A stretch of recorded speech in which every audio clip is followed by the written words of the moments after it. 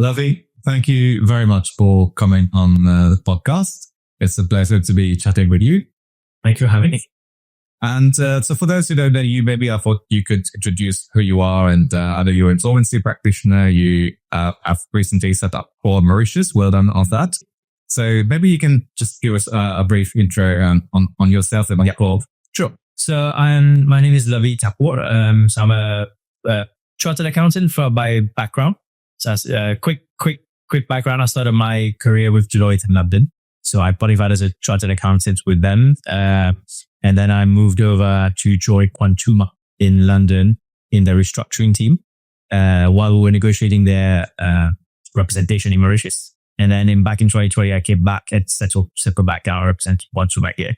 Up until recently. So as you mentioned, I opened up the Kroll office, in April of this year. So it's pretty new. So we're still in the setup phase. It started running, but there's a lot of administration to do to get it going. And, so Kroll is an international financial advisory firm. So they started off with, a number of other services like valuations, cyber security. They even can help find, physical security and charter private jet for people who want to move gold from somewhere. So they do very, very various different things, and valuation being half of our global revenue today. And then my focus personally is restructuring. So restructuring, obviously, it covers insolvency work, structuring and restructuring, whether it's administrations or receiverships, and just a general advisory. Sometimes we do things outside the insolvency regime, but with for the investment client. And another part of Kroll is investigations and diligence and compliance. So this is a different the way what Kroll works. I must say is a really a one balance sheet kind of company. So we're all a direct subsidiary of the US. So when you sign an agreement with a Kroll office, you basically get the capabilities of Kroll globally. So whether you need a valuation advice, whether you need a transaction advisory, whether you need investigations and stuff, all of that can be done at the same time. So just a quick backdrop. Yeah. Well, I look forward to seeing the development of Kroll's activities in Mauritius. For those who don't know what an insolvency practitioner is, maybe you can just give us an overview. Well, you mentioned restructuring and receivership. Of course, there's liquidation. We've worked on a couple of matters. As you know, I do quite a lot of debt recovery, insolvency. And I think it will be helpful for you to just explain a little bit, because it leads into a theme of the episode. Okay. Yes. A quick 2-minute thing on insolvency. So liquidations happen when a company is closing down. So liquidation means you're done, you're winding up, you're closing up shop, and then you're getting pretty much a death certificate for the company. It's not a strike-off. And then second was administration. So administration is a regime that allows company to effectively try to turn around their situation. So the purpose of an administration is to help the company do that with the powers of an administrator, which is listed out in the act. So it kind of allows the company to breathe during this process, change it over, suggest something new, and then eventually get out of it and you return the company back to the directors. And sometimes it works, sometimes it doesn't. And if it doesn't, you end up with a vote with the creditors, and they decide there are 3 things they can decide on. So they decide where to go. And then the last one is receiverships. I mean, that's a bit more tailored with majority with banks, because you need to have a physical charge, a charge on an asset. So whether it's a fixed or a floating charge. So generally a charge holder will be the one who would appoint a receiver to crystallize the charge. So if you take a loan with the bank, you've given a property in guarantee, you cannot pay. They will engage a number of processes. And if you end up not being able to pay, they will then engage the receivership to crystallize their gain. So that's when you go in, you recover the asset. So basically you sell the asset, and you pay back the secured charge. That's very helpful, because as you know, of course, the podcast is not technical, it's not a technical legal podcast. It's about communication in a business environment. And it's helpful to hear you say what insolvency practitioners actually do, because if I can put it in very simplistic, layman basic terms, you deal with companies that are in financial difficulties. Yes, distress. Yes. And you have it. And have interesting conversations, difficult conversations to have, because I've got it again very simply. You aren't delivering correct news. So the theme of today's episode on this podcast is how to deliver bad news constructively. Yeah. So not in a way that escalates, and not in a way that escalates into a dispute, or that you can't always avoid it, and not in a way that breaks hostility, but how to deliver the bad news, humanely, if I can put it that way, and extractively. Because you and I are both in the business of providing solutions, to businesses in difficult situations. I say businesses, not merely the business that is in the financial stretch, but also the creditors who have a lot to lose when a company goes bust, and employees who risk losing their jobs when the company is being closed down, for example. And as I said, in those situations, you there's some news to deliver, and how you deliver it matters a lot. It matters a lot to the outcome that you want to reach. I think I know you both professionally and socially. You're a very nice guy. You're very, you're pleasant to deal with. But when you know that you have bad news to deliver to people, how do you sleep at night? I definitely. It's gonna sound very. It's gonna sound very unemotional, but yes, it doesn't really affect me in that sense, because whatever I do it based on what the law says. Yeah. So so I worked a lot with my father since I got back, and he's always told me, he's like, if you don't do anything wrong, you have nothing to worry about. So there's obviously always two sides to the coin, right? So when you have to deliver bad news, when you have to tell someone something negative and you know it's going to impact them, unfortunately, how you do it is not going to change the impact of them. So the thing has happened, right? So at the end of the day, it's sort of explaining to them where their position is and what it is we are doing, and sort of understanding the whole scenario. So in terms of sticking at that, obviously you have a lot of sort of nightmares when you think about it. Not really nightmares, but you do end up thinking, it's like, oh, this happened to this person today. It's not, obviously you're not in the same situation, so you kind of sympathize and empathize with them. But it's I think at the start of my restructuring insolvency career, it was harder, because obviously it's the first time you're doing this. And then I think one of the first jobs I did, there were quite a number of employees involved on a company that was floated for liquidation by the creditors. And the employees, so the problem is when we come in as insolvency practitioners, they automatically they firstly see you as a bad guy. You're here to burn everything down or whatever it is. So they're naturally quite, I wouldn't say hostile, but they're not the most welcoming at all kind of conversations. So at the start it was difficult. So to be able to get to that and to be able to make them understand that we are not the ones who made the company need to close out. Yeah, we're just here to do the formalities based on reach the little.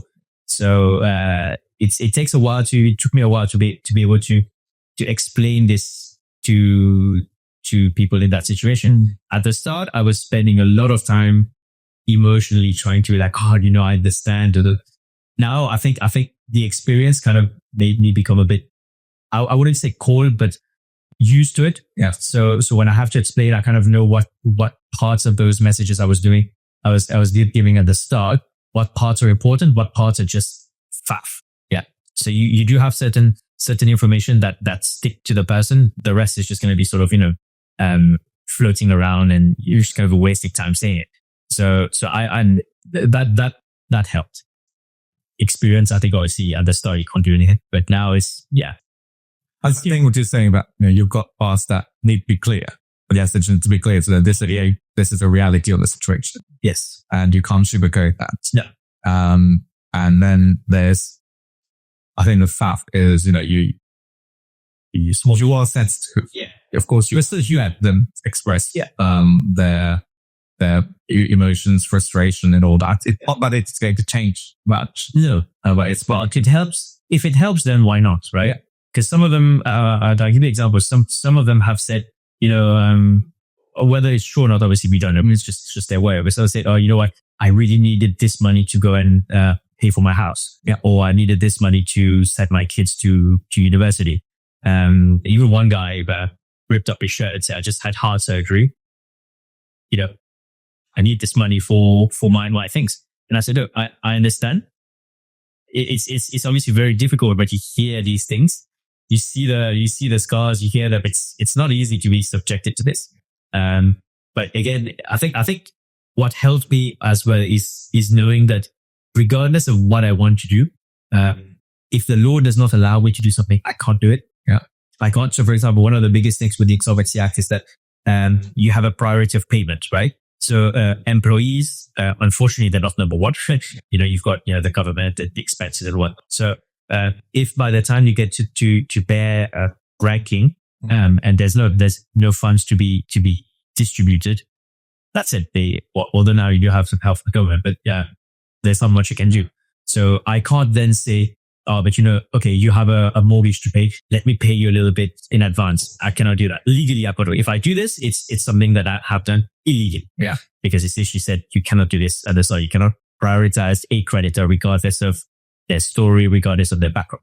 So that in a way helps me, be able to be okay with a situation like this, because be okay, meaning be able to, handle it and not let it affect me, because if I start getting emotional about my work, then obviously it's not right. You start getting you cloud your judgment, and I still need to focus on what I need to do. So the job is at hand. I think what you're saying is, there are things that are clear. You can't compromise on the message, because the reality is that you've got a schedule imposed by the law telling you in what order to pay creditors, including employees, and then whatever they say to you, it was their research and show you the surgery that does change the law, and your message is that, look, I know it's bad news, but it's not going to change. You need to say it clearly, because if you say it too softly, they don't understand the reality of it, and they think, okay, there's a leeway. Yeah, there's leeway. I can convince you to do something else. And if you say it too harshly, in a dramatic way, then it escalates, and it snowballs into a dispute. And but listening to you, it reminds me also of 4 stages of grief. Starting with denial, anger, bargaining, and acceptance. Yeah. And then very often in those situations, I see stakeholders going through that process, and I deal a lot with creditors, for example. I'm thinking of a case I had a year ago. I think we worked on that case together. A creditor who invested 20 million USD in a company operated in Mauritius, but with operations outside. So it's an instruction here, no assets in Mauritius, and its assets are hidden in different structures all across Africa. And I think it was in digital banking. So it's not about physical assets that you can necessarily recover, regulated industries in other jurisdictions. And, within an hour of looking at the file, I told the client, it's, there are legal avenues to explore, but there is big cost. It's not the end of the road if you're able to put the company in Mauritius in liquidation, because the assets are not here. You have to go against the assets elsewhere. So let's look at the whole process. Yeah. And of course, the costs of looking at legal fees in Mauritius, insolvency practitioner here, plus the saving every single jurisdiction they add up. And the client then thought, okay, the costs are adding up, but even then there's no guarantee that they will recover the full amount, or even anything at all. forgot to say, that's an unsecured creditor as well. Yeah. So, and we know that the company has put pledges, and so there's no guarantee at all. And the company, the client is the client is a pension fund outside Mauritius, and they were not happy at all, but because for them, the story began with trust in the company that they invested in. And there's no way that they can't recover the money. They think they've got good evidence, or the directors siphoning the money and investing in different things. And that, as always, we should find, a way to recover. So it's not an easy discussion when you're telling them, okay, let's look at the alternatives to a legal process here and negotiating. I think there was an offer for like 1 million out of 20. Like, so we said that might be the best option. Yeah. It's a massive haircut, but it might be that or nothing at all. And it's not an easy discussion. And the reason I'm telling you the story is because it reminds me a lot of the grieving process, where the first stage you're in denial. And they always think that there must be another way of looking at it. There must be another way. And I think the response at that stage for me is just to listen, just to give them the space to vent and the space to think, what's this process? Yes. The wrong response would be to say, no, there is no other way. And this is the news, and take it, because you didn't shut them down. Exactly. Yeah. In my experience, in my experience, when you shut them down, even when it's a litigation process and you shut down the other side, there's no way of finding a solution. Yeah. I also think that there are situations where there's no other way. Like in your example of the employees who I've taken a loan, I've had surgery and all that. Yeah, there's no other way. They need to wait for the proceedings to finish. Exactly. And in that situation, for me, it's just about giving that space to take the time to process and to accept your reality. That's why I started by saying, I think what you're saying is that a reality has to be clear to them, because they eventually need to accept it. And the way you deliver that reality is important, because if it's not clear, then they will try and find a way around. Yeah, I mean, the message there is as unemotional, as emotionally distant as it's going to sound, is it is what it is. Yeah. If the law says ABC, that's it. It's ABC, right? You can't then you decide to go to something else. But I think in situations where you feel the anger of the stakeholders, whether that's creditors or employees, suppliers, and a whole range of shareholders, directors, of course, especially when there's personal liability at stake. And do you have any? Can you share a story of when you've been in a situation where it could have escalated, it could have become very hostile, and maybe it didn't. I don't know, because that happens very often in those situations where at least one stakeholder is going to not be happy about the news. Of course, we talked about the stages of grief, and one of them is anger, right after denial. What do you do when they pick on the phone and start chatting? Yeah, I mean, I don't think I've had an instance where they were angry at me, right? They're just angry.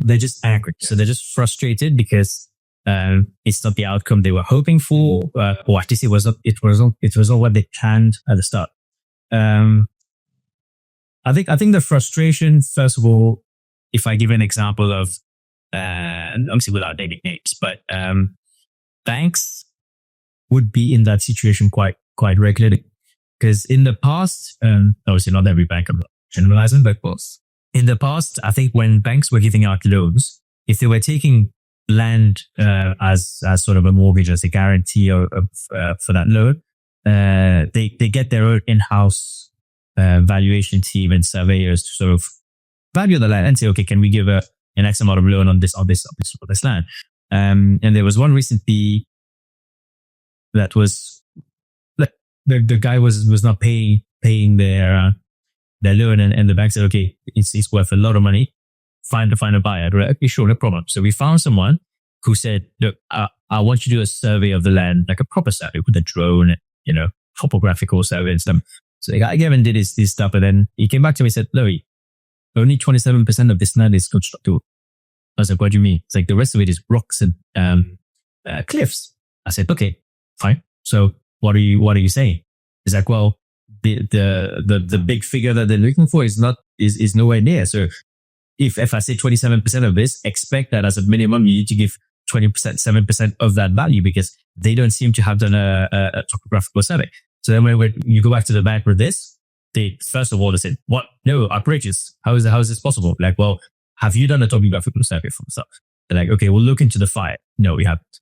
And then we say, well, you have to understand the guy. He's going to have to pay so much more per square foot if you wanted to build on a more than 45-degree slope, for example. It's possible, but it's very expensive, especially in Mauritius, being one of the highest cost per square foot of construction in the world, I think. So when you tell the bank this, and they said all of a sudden they were supposed to get this much, and they're getting this much, for them they said no, it does not make sense. They even went to another IP. They said, okay, look, well, fine, thank you. It was not a formal assignment. It was one of those outside insolvency transaction advisory work that we're doing. And they went to someone else who said, sure, no problem. And they got the same response, and they got a lower offer than what we got. Yeah. So not saying that they should have gone with us in the first place, but it's the reality of things where they don't, if you've not done your work properly, you don't expect that the outcome is going to be, what it is. But this is, for example, let's say a bank, they probably can take the financial hit. But this is an individual, whether it's a shareholder or directors, then obviously there's a lot more emotion to it and a lot more frustration, because it's your own money going out. You have to pay, you're not making, billions of profits a year. Yeah, I think you've coined it well, as in, when you understand where they're coming from, you understand why are they angry. And as you said it, they're not angry at you.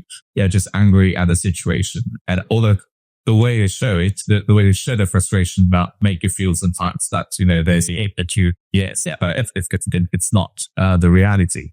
And I think that's important, because that it helps you to know how to respond to it. Because, if you think that's a personal attack, you might say very differently than if you think, okay, they're just angry. They need the time to process. I'm just going to maintain my tone and my direction.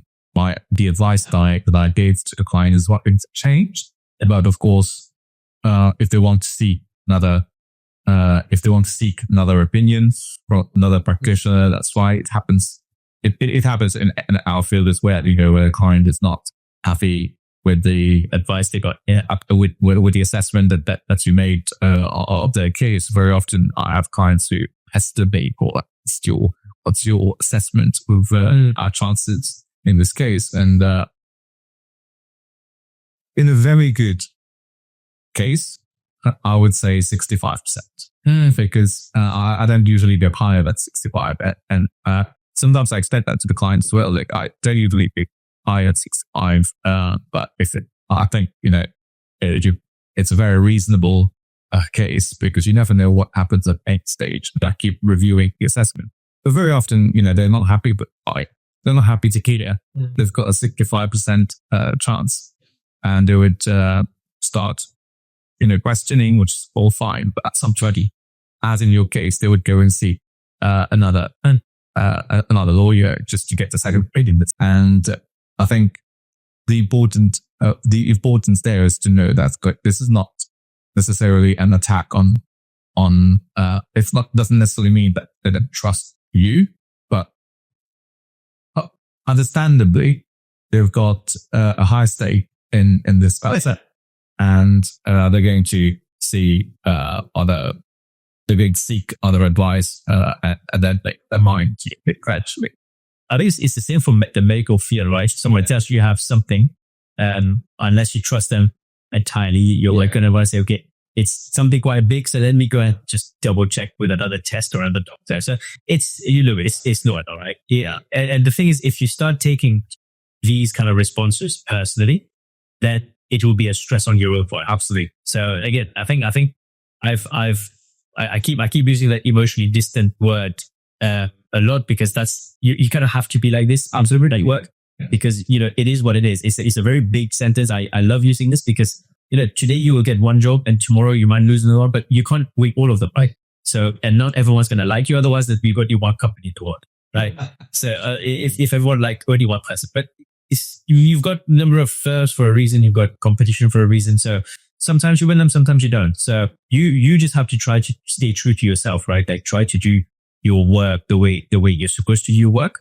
And eventually it will become, known and apparent that you're such a kind of person. So I've had issues in the past where doctors don't speak well to you when they're giving you good or bad news. Some doctors didn't have that kind of emotional. Yes. So they would say very raw. And then if you're a sensitive person, it obviously can affect you, right? But if you know the doctor is good, you will say, okay, fine. That's how he is, or he or she is. Let me just, bite the bullet. It's very true what you're saying about doctors, and the doctor will share the bad news because it is what it is, as you said. But it's not just for the sake of sharing the bad news. No, you're sharing the bad news because you can talk about the process that fuckers and the possible remedies or treatment that could be applied here. And I think in our line of work, it's very similar because you've got creditors. In my case, I've got creditors in my courtroom story. They want to recover at least part of their investment, and they need to face the reality, so that they need to accept the reality, so that we can then discuss a constructive plan on what is a realistic prospect of recovery. And I know I go back to that 4 stages of grief all the time, because it reminds, of course, acceptance is the last stage, because it's at that point that you can start having a constructive discussion with them on what next. So where do we go from here? How do we resolve this? How do we find the best possible solution with what we have? And I'm sure it's the same with you. Like if you're trying to convince stakeholders of the creditors meeting, of accompanying that aspiration, you're trying to negotiate an agreement with creditors to accept a haircut. And you can't have a productive conversation with them until they accept this is the situation. Absolutely. Yeah. Because, and then we've had this in the past, because, so just the part of that administration part, that's what you call a deed of company arrangements. You get a DOCA. So I've worked on preparing a DOCA for, unfortunately, creditors that were not in Mauritius. So to try to get them to understand what's happening. We've sent a very long document to explain scenarios. This is what will happen. This is the background. This is what it is now. But obviously, when the creditors are not here, it's a bit more difficult for that to truly appreciate that the solution that's being offered is the only solution they have. So, for example, this one, the solution was we found someone to take over. So it was a gas company. We found someone to take over the operation, but everyone had to take I think 60% haircut now. Right. And then the 40% would have been paid over the next, I think, 3 years. And they were getting sort of an interest in the operation. Mm. So yes, they're not getting, their full 100 rupees back. Now they're getting 40 rupees. But they will be getting, interest in the production. So when they do find, gas, they will pay out a little bit more. A number of them did not appreciate it. They did not realize what it is, and they said, "No, you know what? We don't agree with this." They went to court in that jurisdiction and said, "You know what? We need to stop this. It's called a watershed meeting, so we need to stop this meeting, not let people vote for it." And they did that. They got the order. The court said no. Administrators, you're not allowed to do this meeting. I was saying, okay, what happens now? Administration has ended. The investor said, well, what's the point of me staying here if we just find another investment? They ended up getting nothing. So because once we go to liquidation, a company like this has no asset.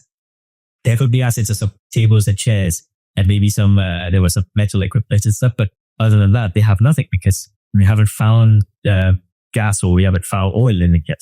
Well, I think what it shows also is that when you're delivering bad news, and, you say things clearly and you wait for them to get to the stage of acceptance, very often, most of the time, you have the control over that process. Yeah. You can only deliver the message in the best way that you can. Yeah. And then it might not change their views, and you have the control on whether they accept that message or not. Like in your case, when the creditors decided to get an injunction against to prevent the ownership meeting from happening, there's nothing you can do, and you've delivered the message. Yeah, it's up to them to accept it. And I think that's also part of the mindset when you're communicating, to know where to draw the line, because there is so much you can do. Exactly. Yeah. I'm not here to please everyone. Exactly. You're not here to please everyone, and you don't have that ability to please everybody either. Because the reality of it is a difficult situation. Yeah. And you're there to use your best endeavors to present the bad news, but also what the best outcome might be for everyone. But you don't have control over how they sit. But yeah. I think to sum up, I think what we've been discussing is, delivering bad news. You have to be clear. There's no way of, going around, beating around the bush. But that's it. But also you are sensitive to the point where you, in the sense that you allow time for people to process and make good decisions. And it's not to be taken personally how to respond to it. Because we're all human offshore, right? So, Luvy, it's been a pleasure chatting with you. There's one question that I ask every guest at the end of the episode, and that's just because I'm curious to know. The question is, who inspires you as a good communicator? So, for example, for me, my mentor is my father. We are in the same field. I ended up liking what he likes, so it was healthy. And obviously, he's got a huge mileage of experience behind him. So for me to learn from this helps. So seeing how he does his day-to-day professional communication work, for example, he's great at replying to emails straight away. I sometimes take a bit longer. If I've gone past the 10 minutes, he'll be, have you replied to this yet? No, okay, I'm on my way. So seeing that side of it, seeing all of my other friends and sort of the people around me, right? Yeah.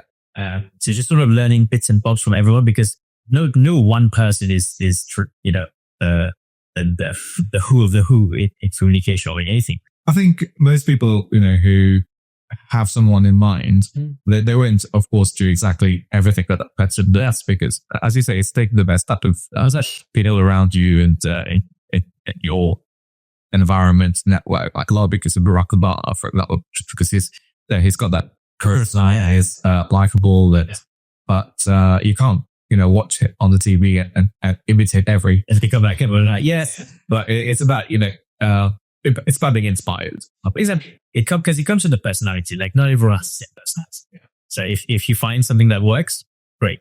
As long as you get your outcome. So exactly.